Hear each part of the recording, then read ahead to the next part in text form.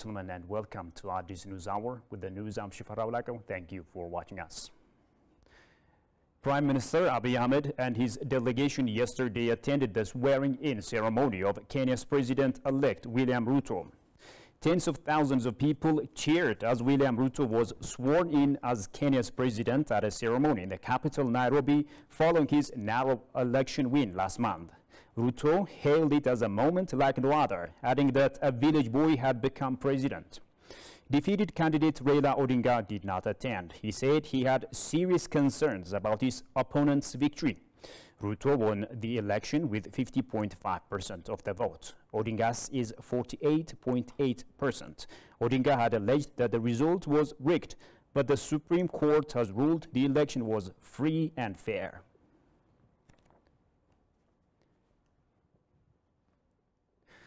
Moving on, a renowned politician says the TPLF never learns from its blunders, adding that the lately announced call for mediation via AU cannot be trusted. Talking to ETV here yesterday, the politician Andargacho Sege also put a note of caution that the TPLF will use this opportunity as a tactic to buy more time. Kasaun Chan has more on that.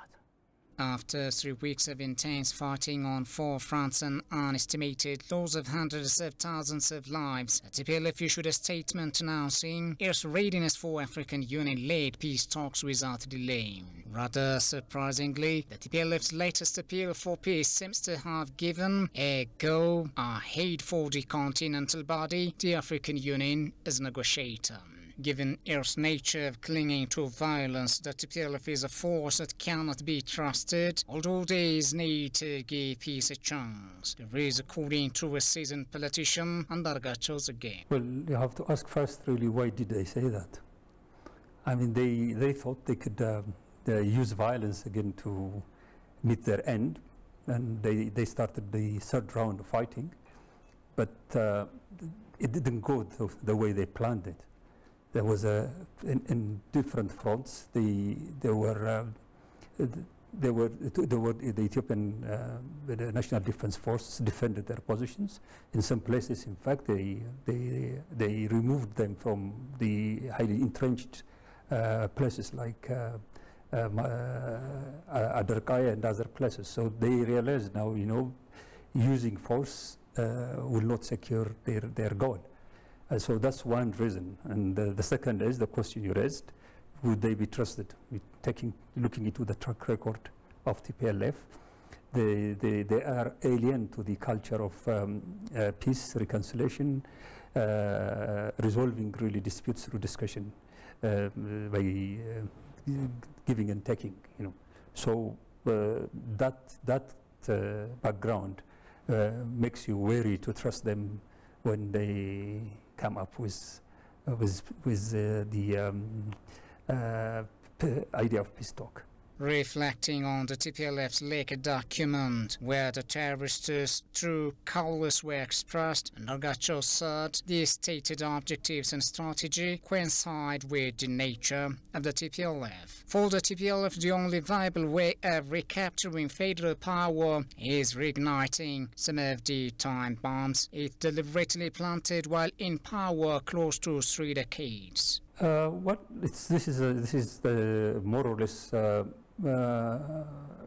They know now. They have realized to engage in using force against the Ethiopian Defense Force is not going to take them anywhere. They have realized that they have to come up with other devices, and one of them is really to cause dissension in fighting in the larger Ethiopia. So they use every means, pitting one ethnic group against another, one social group against another, pitting the people against the government. This is a well-known strategy that they have used in the past, and it has bear fruit for them. So now they believe, they can do the same thing, But the people, they assume, in fact, the people in general are stupid, But people have never been stupid. In fact, it is the political elite at the higher level that shows ignorance really about the wisdom and the level of really high consciousness that people have So they do that, but the people know that TPLF for the 30, almost 27 years of their brutal rule, and then what they have been doing in the past 4 years, and what they have done in the past 2 years, especially after they have started this war. So people cannot be deceived, by the different machinations, and the divide and rule ideas they may put forward. Sergei took the occasion to warn the government to apply more cautious regarding TPLF's rather out of the blue appeal for peace and be on the lookout for any possible resumption in hostilities. Well, the Ethiopian government, the people know the TPLF. I don't know whether the Ethiopian government knows the TPLF well. So they should really look into the way they have been handling this dispute with TPLF. And they should base whatever they are planning to do, the Ethiopian government, on the nature of the TPLF itself, not on the wishful thinking of really the Ethiopian government or its leaders. The TPLF is an organization that knows nothing except violence. The only way is to stop this violence, is the only way to bring peace to Ethiopia and to the people of Tigray. That's my message. The TPLF is making a course while claiming to be Tigray's government, a claim which at best is only fictitious given the fact that no legitimate election has so far taken place in Tigray.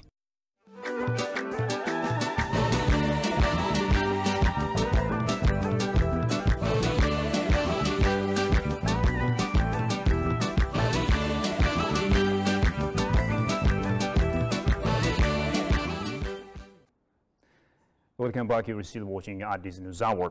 Now, terrorist TPLF's aggression causes the people of Tigray to suffer from catastrophic situation.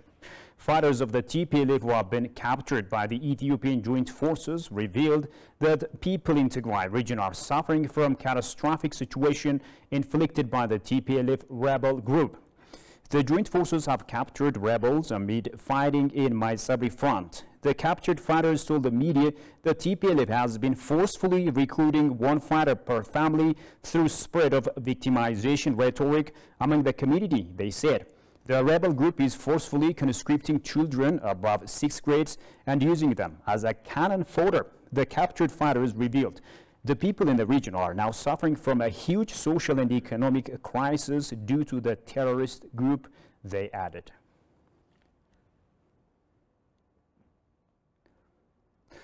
Moving on, bolstering a vigorous Twitter campaign is said to be a critical step to forestall undue foreign intervention. Undertaking the Twitter campaign is also said to help to bring to light Ethiopia's reality, which its enemies have been trying to the best of their abilities to cover up. Habtama Shagri reports. Despite limited access to information about the Tigray conflict, aggressive social media campaigns spring from the Ethiopian diaspora enable to shape the dominant narrative for an international audience. Several duplicated click-to-tweet Twitter campaign influenced dialogue on Ethiopian social media following the outbreak of conflict in Tigray. Twitter admittedly provides users with the easier possible form of disseminating info. Twitter ከሌሎች ሚዲያዎች ለየት የሚያደርገው ነገር አንደኛ ተደራሽነቱ በጣም ሰፊ ነው። Twitter stands out from all the various other media platforms due to its accessibility. Secondly, influential leaders, public figures, individuals among others can use it easily. It's now being used as an alternative media outlet in some Middle East and European countries as well as the US. The general public in the secret Twitter account to capitalize diplomatic activities, the activists went on urging people.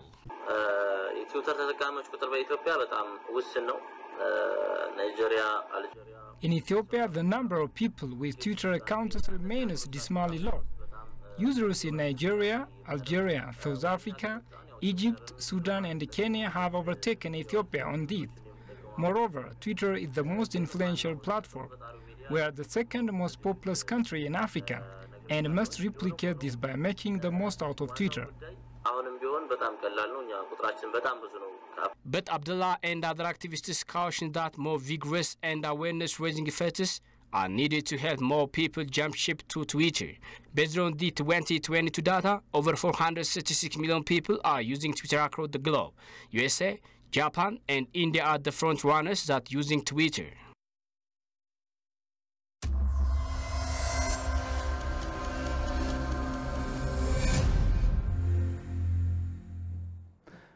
Well, the viewers, let's now turn our attention to trending stories over the past 24 hours, and I'm joined by my colleague Goshu Maliso to tell us more some of his observations in this regard. Goshu, welcome to the Thank studio. you for having me, Shpe. We've learned that a strong campaign has been waged against World Health Organization Director General Tedros Adhanom. What are some of your observations in this regard? Yeah, Florida Politics published one story that Republicans proposed labeling WHO terrorist group, Dr. Tedros Adhanom, to label as the terrorist group because he is just using the organization for political affiliation, particularly after the TPLF launched the attack in Ethiopia in the past 2 years. And a resolution is proposed by the Sinsan US President, the Republican in Lee County, Biden, for agreeing to sign the pandemic treaty. And Lee County Republicans in Florida are also introduced several resolutions regarding or targeting the WHO and the FBI. As we know, or as we believe, the WHO is independent organization. However, it's diverting by the WHO chief, Dr. Tedros Adhanom. Just is violating the principles of World Health Organization with the complicity of the TPLF nostalgics, and he's using the independent or the organization which is said to be or believed to be independent for political purpose. And there are also some heavy-handed politicians, congressmen in the council, and paid Congress are pressing pressures on Ethiopia using that organization. So we remember that the TPLF militants or combatants just devastated the Amhara region and Afar state health facilities during their invading, as we know right now, is also invading the Afar and Amhara region. They also just destroying health facilities, and as TPLF destroyed health facilities in Amhara and Afar, he is voicing still for TPLF, and he said nothing about that, and basic health facilities were destroyed by the TPLF militants when mothers lost could be treated there. And even we remember that pregnant mothers just gave birth on their way while moving or while displacing to other areas. We remember this story. And some Florida Republicans want to label the WHO organization in a terrorist group, which uses its international pandemic treaty to override nation states during health crisis. We remember that this man was accused unable to manage the coronavirus pandemic. He was accused of that, and back in May, the Biden administration worked with WHO and attempted to amend the treaty granting WHO the power of global malaria law and the ability to force masks, lockdowns, and vaccinations, etc. And in the case of this future pandemic, St. John told Florida politics in such ways, and the treaty has received pushbacks. The US Republican Senator Rick Scott introduced a bill to prevent its adoption. We expect that some paid Democrats will challenge not to pass the resolution. And the other thing is here, a resolution that is proposed by St. John Sinsan slams that the FBI for its raid of former Republican President Donald Trump's Mar-a-Lago residence. Last time, if you remember, the Trump home had been inspected, and the FBI's action in January 6 protests, as well as action during the whole Trump administration, has demonstrated the organization is a political arm, said Simpson. And the resolution claims that the agency is weaponized against American citizens. So this is a huge campaign against the WHO chief director. As I told you earlier, he's voicing for TPLF still now. He didn't utter any word about the health facilities which is battered in Amhara and Afar states. So this is a good move. And the Florida politics reads this story. Thank you for having me. Absolutely. Thank you, Gushu. Thank you for the updates.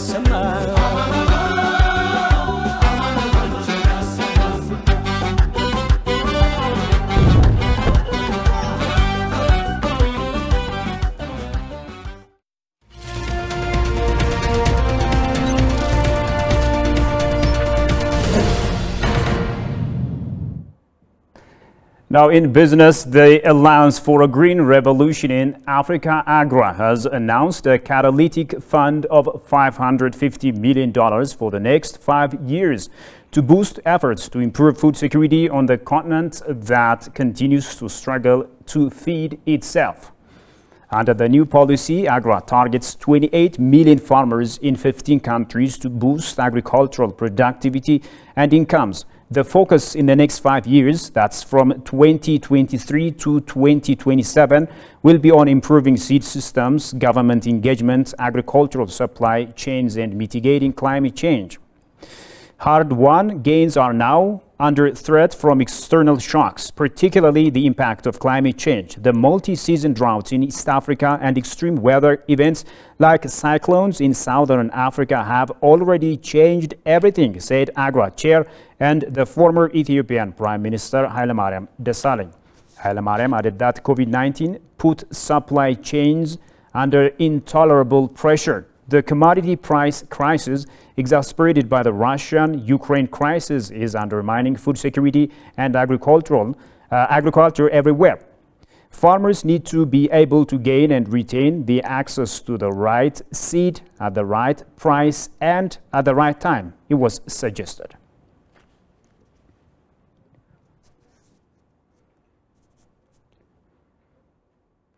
Scholars say African governments must mainstream climate finance and properly utilize the funds. The appropriate use of funds is said to be critical in the battle against climate change. Shogai Mato has the following report. African countries have consistently been calling for adequate, equitable and accessible climate finance to meet the unique needs of the continent, particularly for adaptation. Relative to mitigation, adaptation finance is largely underfunded. The UNEP's Adaptation Gap report found that annual adaptation costs for developing countries will be between $140 to $300 billion by 2030 and $280 to $500 billion by 2050, leaving a wide gap between what has been offered and what is needed. Talking to ETV, Alfonso Somorin, Regional Principal Officer of Climate Change and Green Growth, stated that adaptation is critical as a continent to do something different on adaptation finance profile. Adaptation is very critical for us as a continent, and raising the conversation right now is very important. And this is coming as a follow-up to a number of policy documents that we've all produced, these partners that I mentioned, and that is very keen on what do we need to do differently in order to be able to raise the adaptation finance profile. Beno Muchler, country representative Ethiopia, for his part outlined challenges of climate finance for adaptation and mitigation. What is clear is, first of all, there's not enough money. The goals that have been set date a little bit today, so there is not enough money in general for climate mitigation and adaptation. This is a fact. The second thing is that there is too much money going into mitigation instead of adaptation. That is another challenge. We have structural problems. When we take big climate funds, for example, we realize that this is very complicated and very complex for countries, partners to access as a fund. This is a challenge, and this is some homework that needs to be done on the donor side. But what is also a problem here with some partners in Africa is that there's also a lack of cases and capacity to access these funds. And also African countries, the partners, they have to better define how they want to access these funds, what they want to do what they want to do with the funds, how they want to use the money effectively and efficiently. Muchler finally called upon African governments to mainstream climate finance to properly utilize the funds. I think in general the private sector has a very important role to play. There is capital. I would not only look at African private sector partners, but in general international, there is a lot of opportunity. What needs to happen now is from the African administrations to really also blend and also mainstream climate finance into policies, into their mechanisms, to also show the funding partner where the funding can go into. It's very important to build interesting cases around that to attract the capital from either within the continent or from outside. You have been watching this News Hour. Now a quick reminder of the top stories. Prime Minister Abiy Ahmed attends swearing-in ceremony of newly elected Kenyan President William Ruto.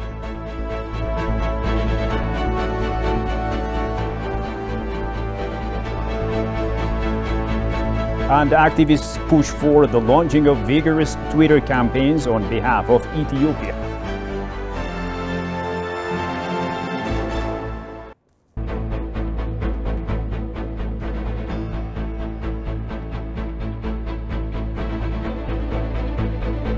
Well, viewers, that's all the news there is for now. Thank you indeed for watching us.